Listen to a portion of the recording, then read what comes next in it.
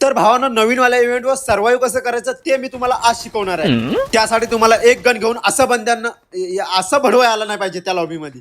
अरे ए बा एक कल चोदू साल्याने आजच चोदला. साला मी तर लेजंड प्रो झालेलो यार, नूब प्रो कधी झालो यार. अरे यार ए बंदा बंदा बंदा बंदा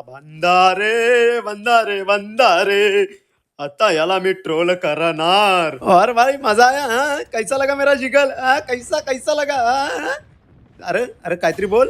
साल्याने असाच मेला. भावनो ट्रोल करण्यात पण एक आपली वेगळीच मजा असते यार. जसं आता मी ह्या बॉटला तर ट्रोल नाही करू शकत कारण तो लुला लंगडा भैरा सगळं काय असू शकतो, पण हा बंदा नव्हता.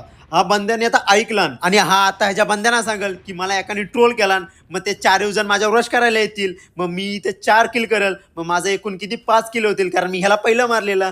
जास्त गणित मोजू नका, आता बंदे येतील मग त्यांचा कसा क्लच करायचा ते मी आज तुम्हाला दाखवणार आहे. ते तुम्ही नीट बघा. बघा बंदे आलेत, बघा बंदे आले आले आले बंदे आले.